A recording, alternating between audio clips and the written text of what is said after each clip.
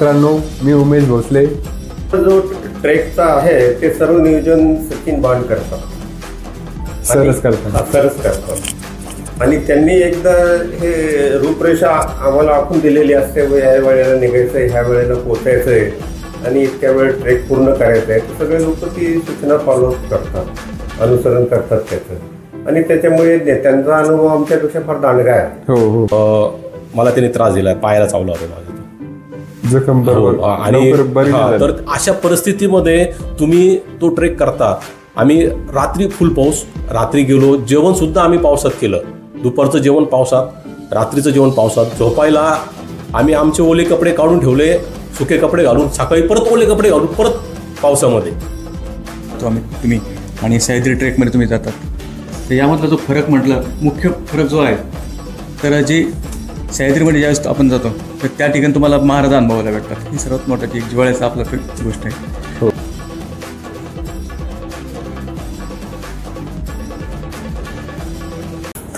नमस्कार मित्रांनो, मी उमेश भोसले.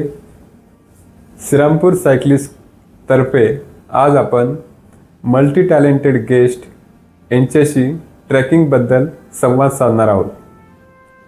या संवादामध्ये Shri Kohli sir age of 70 हे उत्कृष्ट असे सायकलिस्ट, स्विमर आणि ट्रेकर आहेत.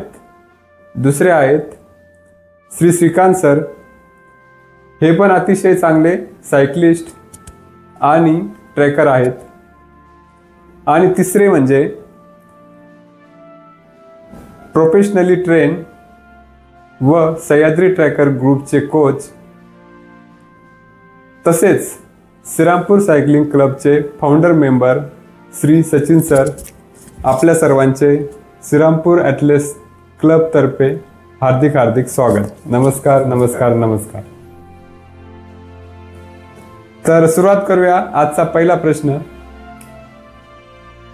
डोंगर सफारी करण्याची कल्पना तुम्हाला कशी आली? म्हणजे काय वाटलं डोंगरावर जावं, खाली यावं, वर जावं, आणि ही युक्ती तुम्हाला कोणी सांगितली? कशातून प्रेरणा मिळाली याच्या बाबतीत?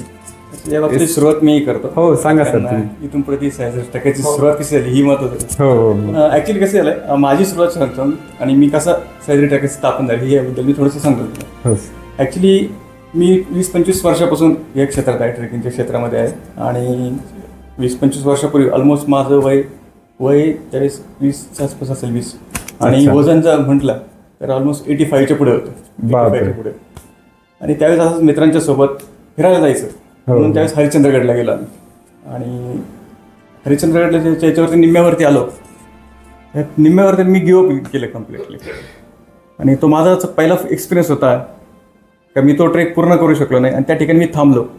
आणि मला एक असं जाणवलं, एक म्हातारी वय होती, जवळपास 80 वर्षाची असेल ती. ती त्या ठिकाणी चालली होती. आणि त्या वहिनी मला विचारलं, का रे बाबा तू का वर थांबला? म्हटलं नाही आजी मी दमलं. म्हटलं अरे एवढं तरणा वाढलं तू माणूस, आणि काय थकतो म्हणे तो, असं तसं म्हणे, चल म्हणे माझ्याबरोबर. अच्छा. पण ती माझी मनस्थितीच त्यावेळेस नव्हती ती जाण्याची. पण ते मनाला त्यावेळेस ते कुठंतरी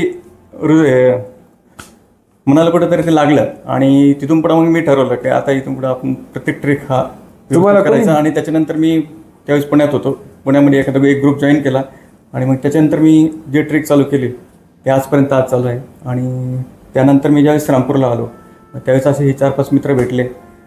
आणि आम्ही मग त्यापर्यंत हे सह्याद्री ट्रेकर्स परिवार या संस्थेची स्थापना केली. अच्छा सर, दुसरा प्रश्न तुम्हाला, तुमच्या पहिल्या डोंगर सफारीचा एक अनुभव सांगा चांगला. श्रीकांत सर, तुम्ही सांगा पहिले. माझ्या पहिल्या डोंगर सफारीचा म्हणजे मी धोडपला गेलो होतो. माझा पहिला ट्रेक येतो. आणि त्यावेळेस खूप पाऊस होता ॲक्च्युली. आणि त्या पावसामध्ये धोडप जर हे बघितलं ना तर कळसुबाई नंतर त्याचा नंबर लागतो, 2 नंबरचा किल्ला येतो धोडप. आणि तिथं खूप कमी लोक जातात. म्हणजे त्या भागामध्ये जाणारे गड किल्ले चढणारे लोक खूप कमी आहे. आणि तिथं गेल्यानंतर अशी परिस्थिती होती, आम्ही सगळेजण गेलो, पाऊस चालू होता. आम्ही वरती गेलो. वरती रस्ता कुठून कसा वरती जायचं म्हणजे किल्ल्यावर कसं जायचं कोणालाच माहीत नव्हतं आणि खूप धुकं होतं. तर त्याच्यातून आम्ही वाट काढत काढत आम्ही वरपर्यंत पोहोचलो. पण तो जो म्हणजे ती सफारी जी होती ना ती इतकी सुंदर होती, तो अनुभव खूप छान होता. आणि थोडा त्रास झाला त्याच्यामध्ये, कारण तो माझा पहिला ट्रेक होता. तो पाय खूप दुखले माझे. त्याच्यानंतर ते जे वातावरण होतं म्हणजे पावसात पहिल्यांदाच मी एवढं दिवसभर भिजलो असेल फर्स्ट टाइम, त्याच्यात मला त्याचा पण त्रास झाला. पण ज्यावेळेस तिकडनं मी ज्यावेळेस घरी आलो ना तर मला इतकं छान वाटलं का यार आपण खरंच गड किल्ले केलेच पाहिजे, चढलेच पाहिजे. तुम्ही ग्रुपमध्ये गेले होते का एकटे? नाही, ग्रुपमध्येच गेलो होतो आम्ही ग्रुपमध्ये जातो.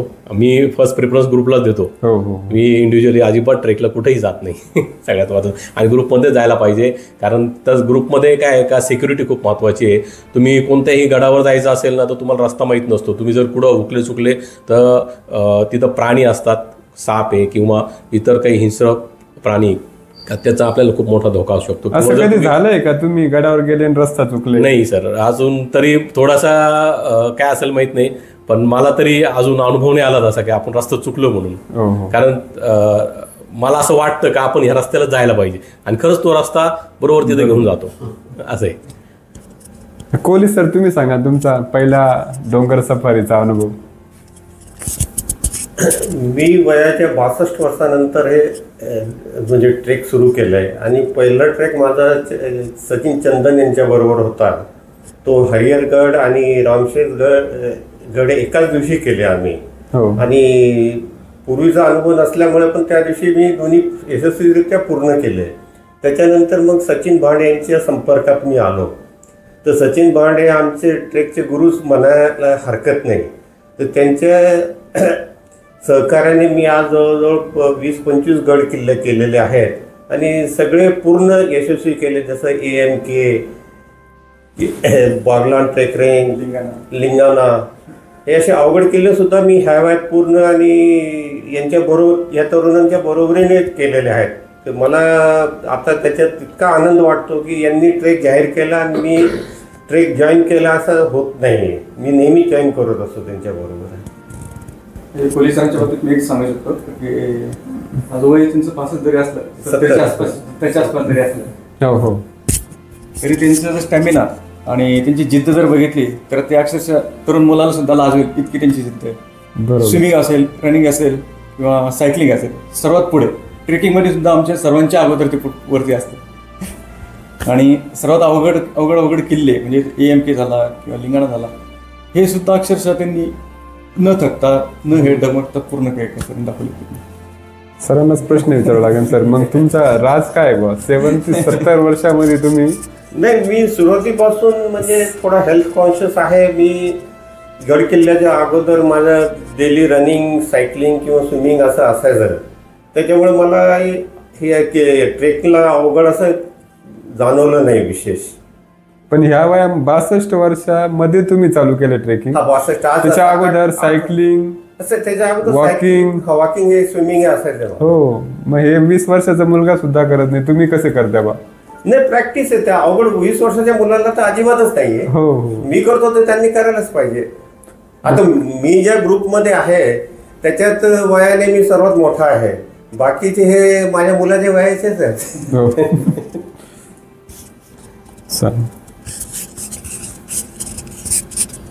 मी एक बोलतोय मध्ये. ॲक्च्युली याच्यासाठी ना आपण कोणता तरी एखादा ग्रुप जॉईन करणं खूप महत्त्वाचं आहे. म्हणजे तुम्ही खेळाचा ग्रुप असो किंवा ट्रेकिंगचा ग्रुप असो किंवा तुम्ही सायकलिंगचा ग्रुप असो, कोणता तरी एक ग्रुप जॉईन करणं खूप महत्त्वाचं आहे. तुम्ही ग्रुप जॉईन केला का त्यामधनं ह्या ॲक्टिव्हिटीज चालू होऊन जातात आणि तुम्हाला त्याची एक सवय लागते. थोडं हळूहळू तुम्ही त्यामध्ये तुमचं मन अडकवण्यासाठी प्रयत्न करतात आणि तिथं तुम्हाला खूप छान वाटतं, आनंद भेटतो तुम्हाला तिथं. तसं कोहली अंकलनी ह्या सुरुवातीपासून छोट्या छोट्या गोष्टी चालू केल्या, म्हणजे रनिंग किंवा वॉकिंग किंवा सायकलिंग असो, तर त्याच्यातनं त्यांना प्रेरणा भेटत, नवीन लोक त्यांना जॉईन झाले आणि त्याच्यातून ते ट्रेकिंगसाठी त्यांना एक प्रेरणा मिळाली. सचिन सर, तुम्हाला प्रश्न आहे आता. कोणतेही डोंगर सफारी करताना तुम्ही शारीरिक आणि मानसिक नियोजन कसे करता? शारीरिक आणि त्याची तयारी कशी करता? शारीरिक मानसिक जर म्हटलं तर तुमचं रेग्युलर वॉकिंग पाहिजे किंवा हे पाहिजे, कुठल्या गोष्टी तुमचा मनातच जिद्द पाहिजे, आपण हे करणार, हे सर्वात महत्त्वाचं असतं. हो.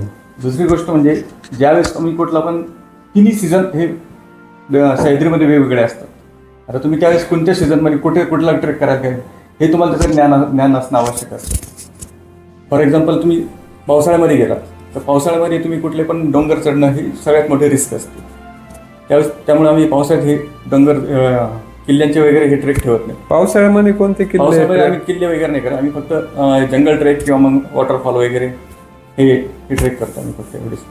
आणि हिवाळ्यामध्ये मग बाकीचे मग मॅक्झिमम जे आमचे गड किल्ले असतात ते हिवाळ्यामध्ये असतात.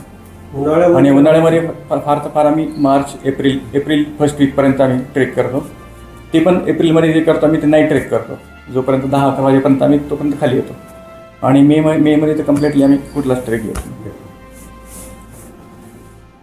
आता तोच प्रश्न आहे, ट्रेकिंग करताना तुम्ही ठिकाणाची निवड कशी करताय? ह्या आपल्याला डोंगरवर जायचं, या किल्ल्यावर जायचंय, तर इंटरनेट बघताय का नाही, स्थानिक लोकांची मदत घेता? आमचं जो ट्रेकचा आहे ते सर्व नियोजन सचिन बांड करतात. सरस करतात. आणि त्यांनी एकदा हे रूपरेषा आम्हाला आखून दिलेली असते, ह्या वेळेला निघायचं आहे, ह्या वेळेला पोचायचं आहे आणि इतक्या वेळ ट्रेक पूर्ण करायचं आहे. तर सगळे लोक ती सूचना फॉलोअप करतात, अनुसरण करतात त्याचं. आणि त्याच्यामुळे त्यांचा अनुभव आमच्यापेक्षा फार दांडगा आहे. हो हो हो. आणि ते प्रॅक्टिकली जसं रॅपलिंग आहे, क्लाइम्बिंग आहे, त्याच्यातले ते तज्ज्ञ आहेत. तर आम्ही आयुष्यात कधी विचार सुद्धा केला नव्हता की आम्ही रॅपलिंग करू किंवा क्लाइम्बिंग करू. ते यांच्या सहकार्याने आम्ही रॅपलिंगचा आनंद इतका घेतलाय की आता पुढे रॅपलिंग असतं तर आम्ही सर्वात पुढे असतो. सर, तुम्ही आता नवीन डोंगर सफारी करणाऱ्या व्यक्तींना, मुलांना, त्यांना सुरुवात करायची तर त्यांना काय सांगू इच्छिता? सुरुवात करायची म्हणजे सुरुवात ही छोट्या छोट्या गोष्टीपासून कधी पण करायला पाहिजे. जसं की आपलं आपलं कुठलं ते वांबुरी पसलं, वांबुरी पसला तो एक गड आहे, मांजरसुंबा, तो सुद्धा सुंदर गड आहे, पाहण्यासारखा आहे. तो जरी केला तरी खूप छान आहे. परत आपल्या जवळ निझर्णेश्वर आहे, तर तिथलं सुद्धा छान आहे. हे जर तुमचे झाले म्हणजे छोट्या छोट्या टेकडीपासून सुरुवात करायला पाहिजे. सुरुवात करा, खूप आनंद येतो. तो आनंद जर तुमच्या झाला निर्माण, तर निश्चित तुम्ही पहिली सुरुवात हरिश्चंद्रगड पासून करा.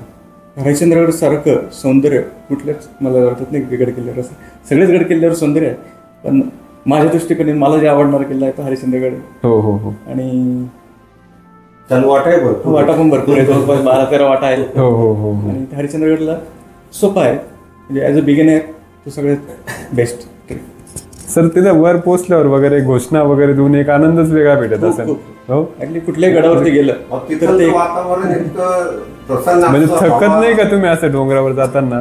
नाही, तिथे गेल्यानंतर शीन आपोआप बॉडी पेन वगैरे सगळं गायब होऊन जातं. तुम्हाला खरं सांगू का, जोपर्यंत आपण गडावर जातो ना तोपर्यंत असं वाटतं कधी वरती जातो, पण जोपर्यंत ज्यावेळेस वरती जातो आपण, ते जे क्षणिक ते आनंदाचे क्षण असतात ते गगनात मावणारे असतात.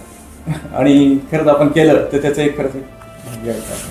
तुम्हाला अजून एक आठवण मी सांगतो. आम्ही 3-4 वर्षापूर्वी लिंगाणा सर करायसाठी गेलो होतो. लिंगाण जसा अवघड सुळका आहे, तर आम्ही निमत चढल्यावर माझा एक सहकारी होता मित्र, तो म्हणे बस झालं, माझ्या वयाकडे तो माझ्यापेक्षा जवळ 15 वर्षांनी लहान आहे, तर तो मला म्हणत होता आता बस झालं, वेळजी पुढे जाऊ नका. तर मी फक्त हसायचो आणि पुढे जायचो. मी पुढे जाऊन थांबतो तर लगेच माझ्या पाठी बघून तो यायचा. तर असं करत त्याने मला 3-4 वेळा आता बस झालं, जाऊन त्या पुढे नका जाऊ. पण शेवटी मी पूर्ण केला आणि माझ्या पाठोपाठ तोही आला. म्हणजे याला मोटिवेशन म्हणतात. तुमच्यामुळं त्यांचं झालं बा पूर्ण. श्रीकांत सर, तुमचा भैरवगडचा अनुभव कसा होता? हो, भैरवगडचा जबरदस्त.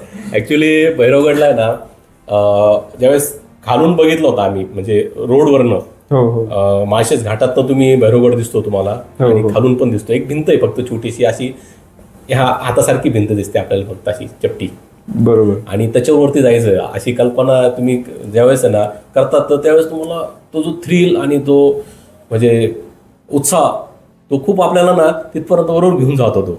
आणि ज्यावेळेस आम्ही सुरुवात केली ना जाण्यासाठी, चालतोय तो पायथा सुद्धा यायला तयार नाही त्याचा भैरवगडचा. म्हणजे आम्हाला असं वाटतं 3-4 तास तर आम्ही फक्त पायथ्यापाशी जाण्यासाठी लागले आम्हाला. त्या दिवशी ॲक्च्युली वारं खूप वारं होतं, खूप वारं होतं. आम्ही ज्यावेळेस आहे ना तिथं थोडं चढ आहे पायथ्याच्या खाली, तर आम्ही तो चढत असताना वारं खूप होतं. तर आम्हाला म्हणजे तिथं उभं राहणं सुद्धा मुश्किल होतं. आम्ही खाली बसून तिथपर्यंत गेलो, एका ठिकाणी बसून राहिलो, त्याच्यानंतर थोडासा आराम करून मग आम्ही परत गेलो. कारण प्रत्येक ठिकाणी दोर लावलेला होता, जर तिथून सटकलो तर डायरेक्ट खाली जाणार होतो, अशी परिस्थिती होती. अशा याच्यामध्ये आम्ही पायथ्याशी फक्त भैरवगडाच्या पायथ्याशी गेलो तिथं. आणि त्याच्यानंतर मग पुढं क्लाइंब होता, मग क्लाइंबने वरती गेलो. क्लाइंबने मजा आली असेल तुम्हाला? खूप सुंदर अनुभव. आणि असं वाटलं होतं काय आपण इथं आलो, मस्तपैकी घरी झोपलो असतो आराम केला असता तर. कम्प्लीट झाल्यावर किती आनंद भेटला. कम्प्लीट झाल्यावर ज्यावेळेस वरती टॉपला गेलो ना, अप्रतिम. म्हणजे ते जे वरतून जे बघतो ना आपण सौंदर्य, खूप सुंदर. आणि खाली उतरताना सुद्धा आम्हाला तसे खूप ऊन लागलं आणि लाईनमध्ये होतो आम्ही ॲक्च्युली. तिथून परत आम्हाला रॅपल करून आम्हाला खाली उतरायचं होतं. त्याच्यात खूप मजा आली.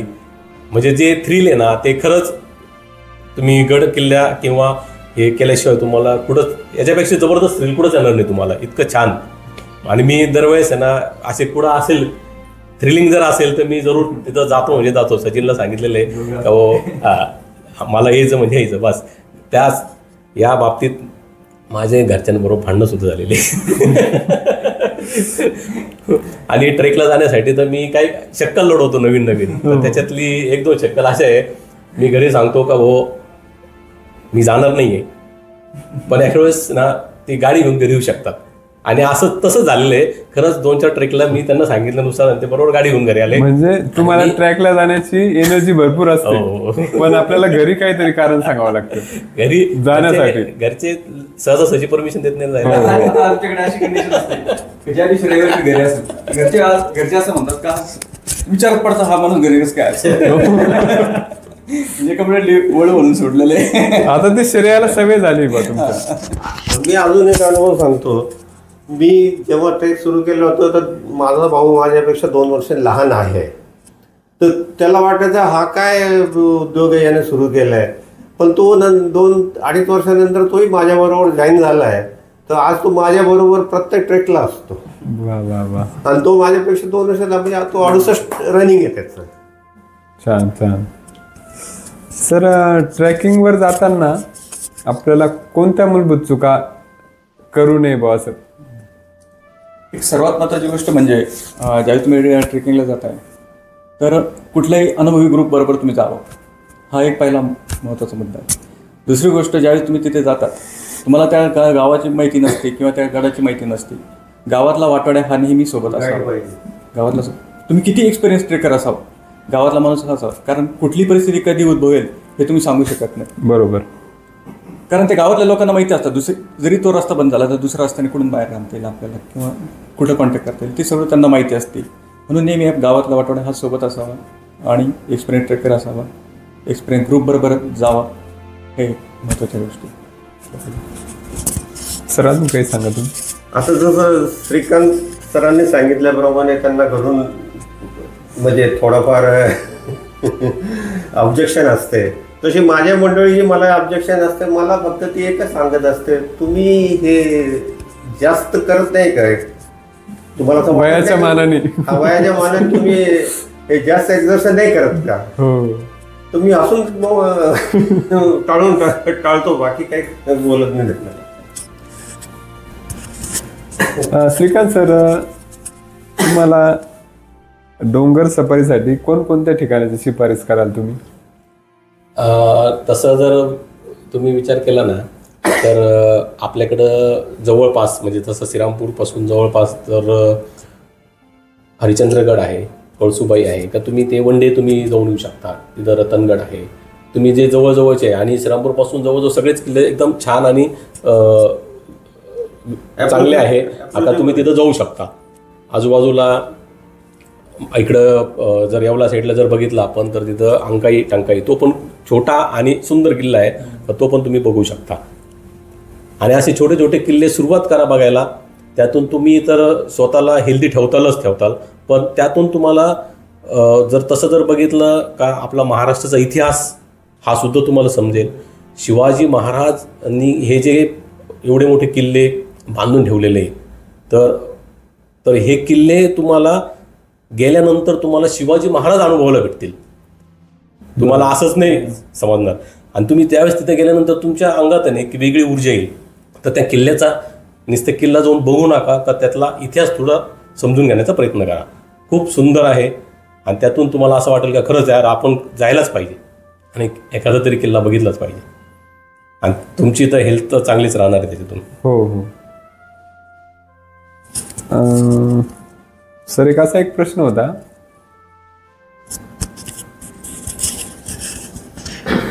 प्रश्न वाचू नको किंवा मनाच्या कल्पना आहेत ते बिंदास बोल, वाचूच नको अजिबात, बोलूच नको.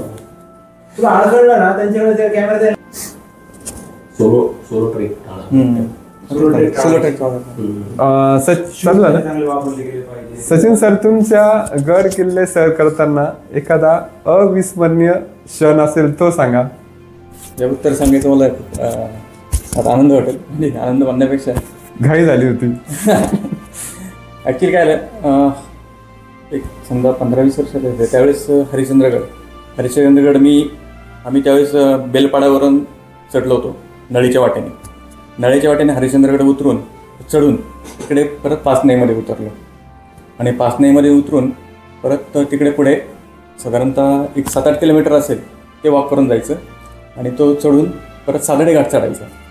सादडे घाट चढून परत खाली उतरायचं परत बेलपाडा गावामध्ये. तर हा जो ट्रेक आहे ॲक्च्युली हा 2 दिवसाचा ट्रेक आहे. तर ती आमची एक अतिशक्ती म्हणावं आता याला. तर आम्ही तो एका दिवसात करायचं ठरवलं. म्हणजे सकाळी साधारणतः 4 वाजता आमचा ट्रेक चालू झाला. 4 वाजता चालू झाला. आम्ही साधारणतः वरती 1-1.5 वाजेपर्यंत पोहोचलो. वरती 1-1.5 वाजेपर्यंत पोहोचल्यानंतर मग पाचनाईमध्ये आम्हाला पोचायला वाजले 4-5 संध्याकाळी. आणि तिथून पुढे परत तो सादडे घाट चढला. साधारणतः सादडे घाट चढून परत खाली बेलपाड्याला यायला आम्हाला कम्प्लिटली 1 ते 2 वाजले होते. म्हणजे टोटल तो आमचा जो ट्रेक झाला होता हा तो साधारणतः 20 तासाचा ट्रेक झाला होता. आणि त्यावेळेस आमच्याकडे अक्षरशः पाणी पण नव्हतं राहिलेलं आणि बॅटरी तर कम्प्लिटली डिस्चार्ज झालेला होता. म्हणजे ती खूप अतिशक्ती केली. पण त्याच्यानंतर मग मी ठरवलं, तो एक अनुभव होता माझ्या दृष्टिकोनातून का अतिशक्ती कधी कुठल्याही ट्रेकला करायची नाही. याच्यातून एक धडा मला ते भेटला होता. सर जसं सायक्लोथॉन राहते, रनिंगची मॅरेथॉन राहते, तसं ट्रॅकिंग करणाऱ्या ग्रुपला वगैरे ट्रॅकाथॉन वगैरे असं काहीतरी पाहिजे ना. त्याच्यामुळं माणसं आकर्षित होतील करतील. आता नगर सायक्लोथॉन जे तर त्यांनी आता ह्यावर्षीचं हे 3रं होतं. तर त्यांनी हे ट्रॅकाथॉन चालू केलेलं आहे. दरवर्षी नगरला असते. तर पहिल्या वर्षी मी तिथे होतो. मी ॲज अ व्हॉलंटियरच होतो पहिल्या वर्षी तिथे. 2 वर्ष नाही जमलं मला जायला. पण जरूर खूप जसं सायक्लोथॉनचा इव्हेंट असतो तसा ट्रॅकाथॉनचा असतो आणि जरूर प्रत्येकाने त्या इव्हेंटला जरूर भाग घ्यावा. आणि त्यावेळेस सुद्धा आपल्याला जर तुम्ही जरी अनुभव नसला तर त्या ट्रॅकाथॉनला तुम्ही जरूर भाग घ्या. तिथून तुम्हाला तो अनुभव नक्की भेटेल ट्रेकिंगचा. पावसाळ्यामध्ये सर किल्ले चढताना भरपूर असं एनर्जी तर राहतेच म्हणा, पण मग अवघड भरपूर वाटत असेल एकदम. पावसाळ्याच्या दिवसात ते गड किल्ल्यांच्या वाटा निसरड्या असतात. ते अवॉइड केलेले चांगले आहे. पण जास्त लोक पावसाळ्यात जातात का? पावसाळ्याचे वेगळे असे गड किल्ले राहतात का पावसाळ्यामध्ये हेच गड किल्ला करायचे पावसा? नाही, ते जे जास्त अनुभवी लोक आहेत त्यांनी केले तर ठीक आहे. बाकी नवीन माणसाने पावसाळ्यात टाळलेलं बरं आहे. श्रीकांत सर, तुम्ही सांगा आता तुमच्यामधला एखादा अविस्मरणीय क्षण. माझ्यामधला मी ज्यावेळेस आहे ना पावनखिंडला गेलो होतो. पन्हाळा ते विशालगड पावनखिंड असा एक ट्रेक आहे. तो मी मोहीम होती ॲक्च्युली ती 3 दिवसाची. तर ज्यावेळेस पहिला दिवस होता आमचा, अक्षरशः म्हणजे त्या मोहीममध्ये पाऊस खूप असतो. तो ट्रेक म्हणजे आपल्याला शिवाजी महाराज अनुभव घ्यायचा आहे का आपण स्वतः शिवाजी महाराजांबरोबर चाललेलो आहे असा अनुभव तो तिथं येतोच आपल्याला. शिवाजी महाराज पन्हाळ्यावरनं निघाले आणि त्यांना विशाळगडावर जायचं होतं. तर बाजीप्रभू देशपांडे जे आहेत का त्यांना ते घेऊन गेले होते आणि त्याच्यामध्ये ती लढाई झाली होती का पावनखिंडीमध्ये. बाजीप्रभू देशपांडे हे गेले, धारातीर्थ पडले होते. तर तो जो ट्रेक आहे आम्ही ज्यावेळेस सुरुवात केली होती त्याची, तर खूप पाऊस त्यावेळेस पण महाराज गेले त्यावेळेस सुद्धा पाऊस होता. त्या दिवशी पण आम्ही गेलो, त्या दिवशी पण खूप पाऊस होता. चिखल, त्याच्यानंतर नाही का रस्ता चांगलाच नाही. अक्षरशः स्टार्ट टू एंड आम्हाला साधारणतः 100 ओढे नाले आम्हाला लागलेत. त्या ओढ्यातूनच जायचं आणि तिथं जळू नावाचा प्राणी, जळू ते किडा असा जळू जो तर तो चिटाकला ना तर तो सहजसहजी सोडत नाही. तो खूप रक्त पितो आणि खूप विषारी असतो तो. ॲक्च्युली तो मला ट्रेक संपल्यानंतर मला चावला आणि चावल्यानंतर ना अक्षरशः 1 महिना तो मला त्याने त्रास दिला, पायाला चावला होता माझा तो जखम. आणि तर अशा परिस्थितीमध्ये तुम्ही तो ट्रेक करता. आम्ही रात्री फुल पाऊस, रात्री गेलो, जेवण सुद्धा आम्ही पावसात केलं. दुपारचं जेवण पावसात, रात्रीचं जेवण पावसात. झोपायला आम्ही आमचे ओले कपडे काढून ठेवले, सुके कपडे घालून, सकाळी परत ओले कपडे घालून परत पावसामध्ये. पण तो म्हणजे नॉनस्टॉप असा 3 दिवस आम्ही त्या पावसामध्ये होतो आणि खूप सुंदर आणि जबरदस्त अनुभव होता आम्हाला. आणि आम्ही खरंच सांगतो का आम्हाला असं वाटत होतं, काही काही ठिकाणी आम्हाला असं वाटत होतं का खरंच आपल्याबरोबर महाराज एक काय, म्हणजे काही काही ठिकाणात तसे होते आणि खूप काही काही ठिकाणी तर इतका अंधार होता. अशा जंगलातनं महाराज गेले कसे असतील असा प्रश्न होता तिथं. खूप सुंदर आणि तो कधीच विसरणार नाही मी. तो असा सुंदर ट्रेक होता तो. अच्छा, जोडीच्या बाबतीत मी एक सांगतो, जे आम्हाला सह्याद्रीमध्ये अनुभवाला भेटला का जे गावरांची पद्धत असते ती पद्धत आम्ही तिथे वापरली होती. तर त्या जळूला काढण्यासाठी आम्ही ते आपण जे तंबाखू वगैरे असते तर ती त्याच्यावरती जर टाकली तर तिने तो जळू बरोबर बाहेर निघून जातो. ते एक अनुभवाला भेटलं आम्हाला. कोहली सर तुम्ही सांगा. मी सचिन सरांबरोबर एक AMK आणि बॉगलँड ट्रेक हे जे 2-2 दिवसाचे ट्रेक होते ते केलेत आणि तो अनुभवच एक अविस्मरणीय आहे. आता परत संधी मिळाली तर मी जरूर करणार आहे तो. आणि त्याच्या जोडीला लिंगाणा करायची परत इच्छा आहे माझी. 2 दिवस म्हणजे मग कसे जाते? म्हणजे 2 दिवसात आता AMK मध्ये 3 किल्ले हे करावं लागतात सर आणि बॉगलँडमध्ये 5 किल्ले करावं लागतात. म्हणजे 1 किल्ला जाऊन रिटर्न यायचं. रेंज ट्रेक आहे. रेंज ट्रेक पण आहेत अवघड, पण इतके अवघड नाही की माणसाने प्रयत्न करू नयेत. प्रयत्न जरूर करावा आणि यशस्वी होतो मनुष्य ते. नाईट ट्रेकिंग वगैरे केलंय का सर? हो, नाईट ट्रेकिंग केलेलं आहे. कळसूबाईचं नाईटला जायचं का तिथं मुक्काम वगैरे करता काय असं? नाही, नाईटलाच क्लाइम्बिंग करावं लागतं. नाईटला करायचं आणि सूर्योदयाला आम्ही तिथं पोहोचतो वरती. मग सूर्योदय पाहून मग खाली यायचं. म्हणजे खाली येईपर्यंत 11, 11:30, 12 वाजता. सर, हिमालय ट्रॅक आणि सह्याद्री ट्रॅक मध्ये काय फरक आहे? तसा फार जमीन आसमानचा फरक आहे दोन्ही ट्रेकमध्ये. हिमालयन ट्रेकमध्ये ज्यावेळेस जातो तुम्ही आणि सह्याद्री ट्रेकमध्ये तुम्ही जातात, तर यामधला जो फरक म्हटलं, मुख्य फरक जो आहे तर जे सह्याद्रीमध्ये ज्यावेळेस आपण जातो तर त्या ठिकाणी तुम्हाला महाराज अनुभवायला भेटतात. ही सर्वात मोठी एक जिव्हाळ्याचा आपला गोष्ट आहे. आणि दुसरी गोष्ट म्हणजे सह्याद्रीमध्ये ज्यावेळेस जातो आपण तर हार्डली 1 आणि 2 दिवसात आपण जाऊन येतो आणि दुसऱ्या दिवशी रात्री जरी गेलं तर दुसऱ्या दिवशी आपण रात्री आपल्या घरी असतो. फार तर फार एखादा रेंज ट्रेक असेल तर 2 ते 3 दिवस जातात. पण ज्यावेळेस हिमालयन ट्रेकमध्ये जातो तर सर्वात महत्त्वाची माहिती तर तुमची शारीरिक क्षमता एक सक्कस लागतो, कणखर पाहिजे. तुमचं बॉडी टेम्परेचर तिथे ते मेंटेन व्हायला पाहिजे, मॅच व्हायला पाहिजे. आणि जे मोठे मोठे जे ट्रेक आहेत तिथले, तर तिथे जर एक्सपिरियन्स ट्रेक किंवा मग BMC AMC वालेली माणसं तर ते आरामशीर त्या ठिकाणी करू शकतात. आणि तिथलं जे एक्सपेडिशन असतं ते साधारणतः 1 आणि 2 दिवसात नसतं, ते कम्प्लिटली 5 आणि 6 दिवसात असतं. त्या ठिकाणी तुमची ती बॉडी तेवढ्या हे झाली पाहिजे, तुमच्या मॅच झाली पाहिजे त्या टेम्परेचरला. हा एक सगळ्यात मोठा फरक आहे. आणि माझ्या बाबतीत म्हटलं तर हिमालयन ट्रेकचा मला जास्त अनुभव नाही, कारण एवढं मोठं एक्सपेडिशन आणि एवढी इथलं सोडून शक्य नाही आहे. होप सो येत्या काळात जर भेटला चान्स तर नक्कीच हिमालयन ट्रेक करायला मला नक्की आवडेल. त्यामध्ये अजून आहे ना, तुम्हाला हिमालयन ट्रेकमध्ये जर तसा विचार जर केला तर तुम्हाला ट्रेनिंग खूप महत्त्वाची आहे तुम्हाला. आणि विदाऊट ट्रेनिंग तुम्ही हिमालय ट्रेक करू शकत नाही. तसं तुम्ही सह्याद्री ट्रेक जे आहे तुम्ही विदाऊट ट्रेनिंग करू शकता. दुसरी गोष्ट तुमचं मेंटली तुम्ही फिट असले पाहिजे, कारण हिमालय ट्रेक जे आहेत हे बर्फामधले आणि तुम्हाला खूप ठिकाणी तुम्ही आणि तुमचा जो साथीदार, त्याला शेर्पा म्हणतात, तो साथीदार तुम्ही दोघं जण असतात आणि त्या शेर्पाला तुमची भाषा कळत नाही, त्याची आपल्याला कळत नाही, त्याच्यामुळं आपल्याला तो संवादच होत नाही. त्याच्यामुळे तुम्ही मेंटली खूप फिट असले पाहिजे. काही ठिकाणी तुम्हाला जर समजा बर्फ जर वितळला तर तुम्हाला तिथं प्रेत सुद्धा दिसतात, तर तुम्ही घाबरले नाही पाहिजे. त्याच्यामुळे तुम्ही मेंटली फिट असणं गरजेचं आहे. तुम्ही बॉडीन फिट असताल पण तुम्ही मेंटल फिट नसेल तर तुम्ही तिथं संपू शकता. त्याच्यामुळं हिमालयन ट्रेक खूप अवघड आहे, खूप म्हणजे खूप अवघड आहे. आणि सह्याद्री ट्रेक जर तसा विचार केला तर खूप सोपे आहे, खूप इझी आहे. त्यात तुम्हाला खूप गोष्टी अशा आहे का सुरुवात तुम्हाला तिथून करता येईल.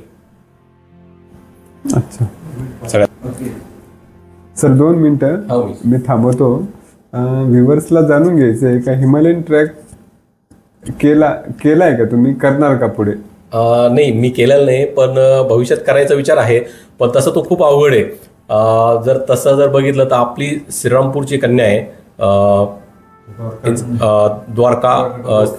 द्वारका डोके मॅडम, तर त्या पोलीसमध्ये आहे सध्याला.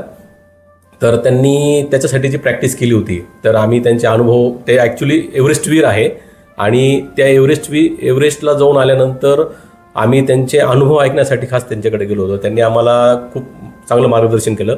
तर त्याच्यामध्ये त्यांनी जे काही प्रॅक्टिस, त्याच्यानंतर त्यांचं जे ट्रेनिंग होतं, तर जर ते ऐकल्यानंतर आमच्या अंगाला अक्षरशः काटा आला होता का आपण खरंच ते ट्रेक करू शकतो का, असा प्रश्न होता आमच्या मनामध्ये.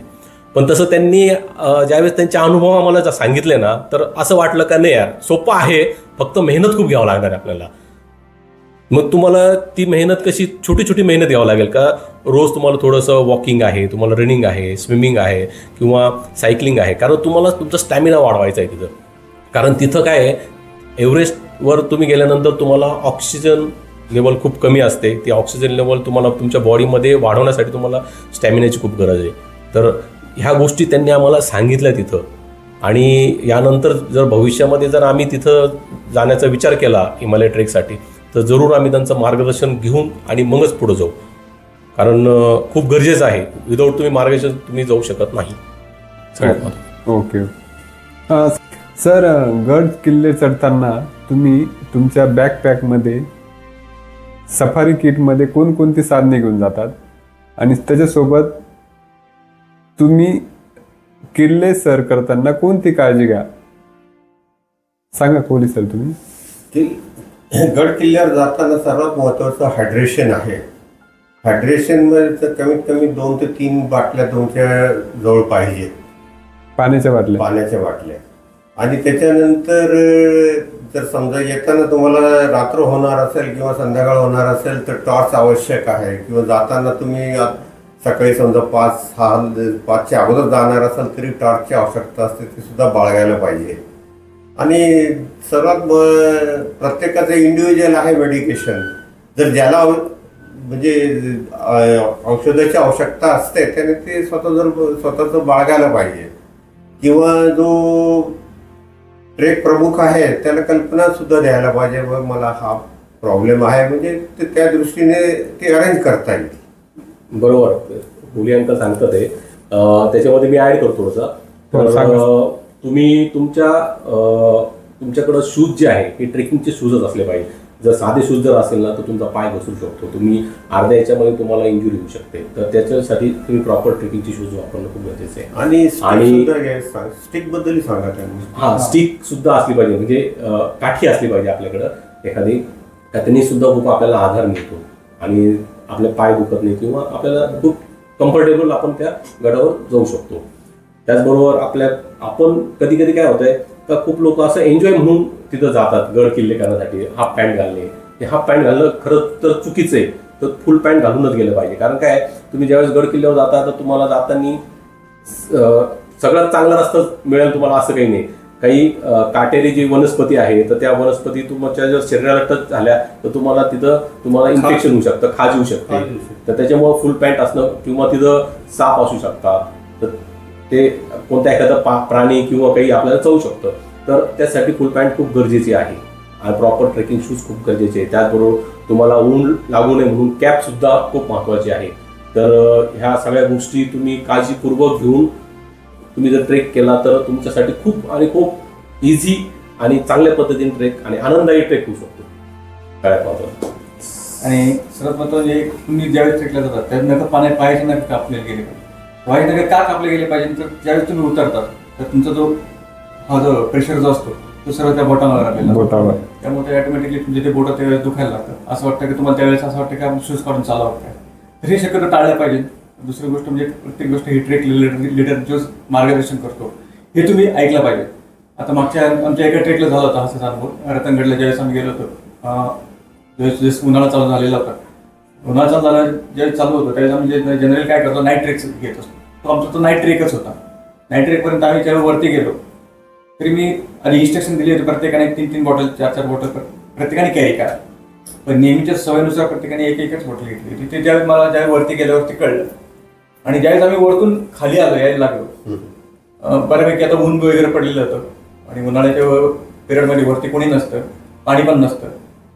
आणि जसं जसं ऊन वाढत होतं आणि सगळ्यांच्या पाण्यातलं अक्षरशः संपलेलं होतं पाणी. कोणाच्याच बॅगमध्ये पाणी राहिलेलं नव्हतं बऱ्याच.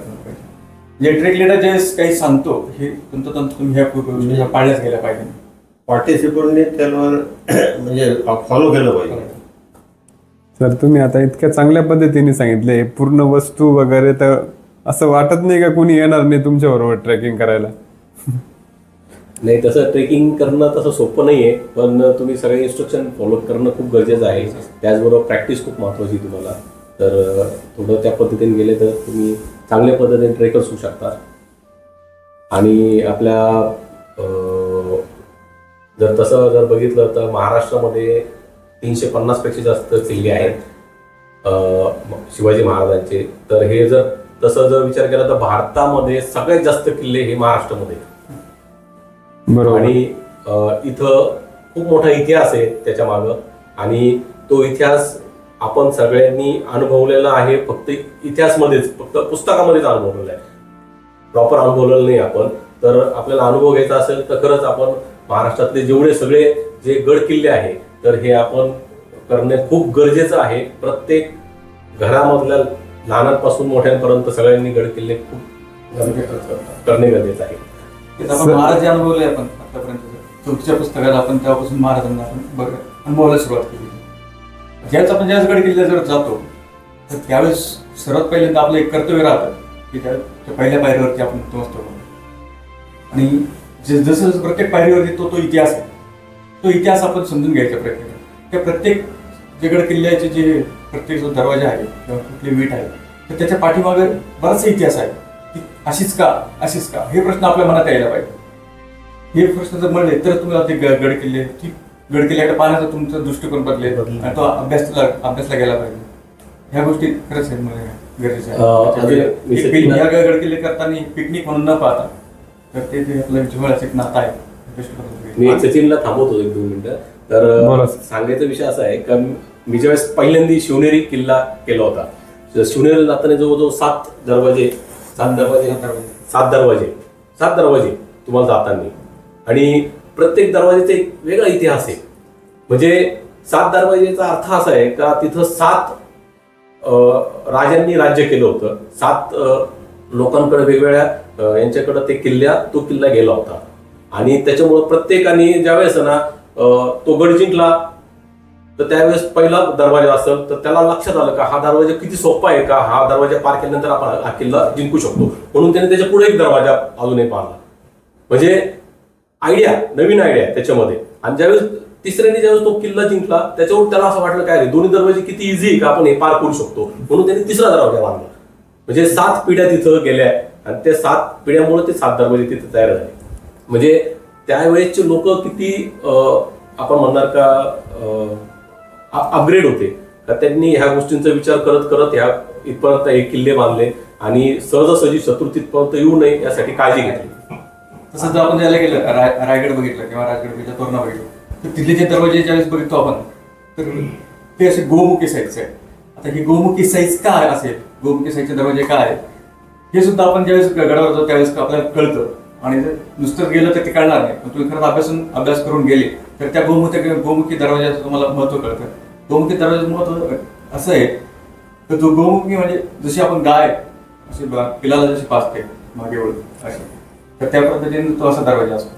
तो याच्यासाठी असतो तर ज्यावेळेस दरवाजा उघडायचा असतो, जनरली पॅक जो दरवाजा असतो पिक्चर वगैरे बघितला असेल आपण, मोठ्या ओणक्याने किंवा याने पाठीमागून येऊन तो लोटावा लागतो किंवा हातीला पाठीमागे येऊन तेवढं त्याला प्रश्न आक्रमण.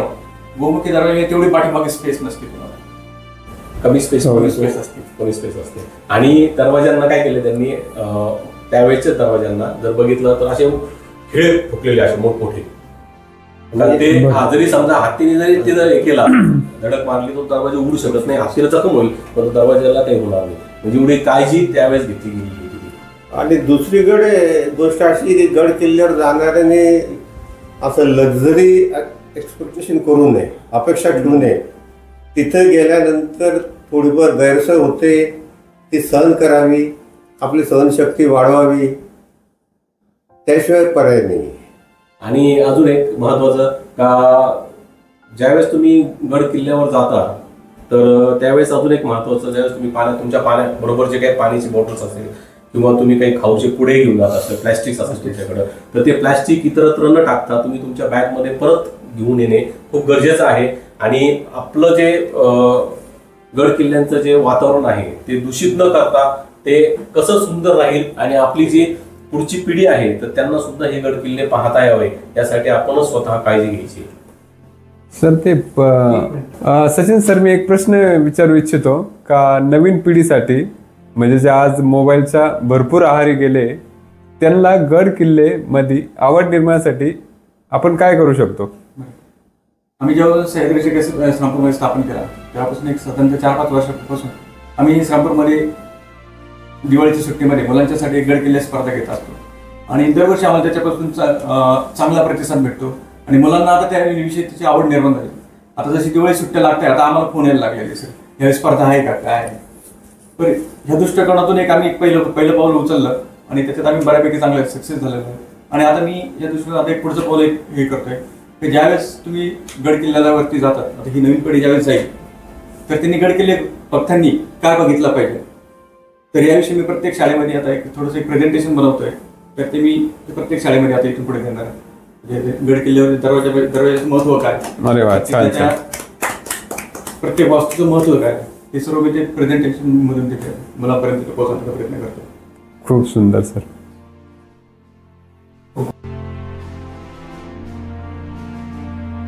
श्रीमंत राजा शिवछत्रपती महाराजांचा, शिवछत्रपती महाराजांचा राजा शिव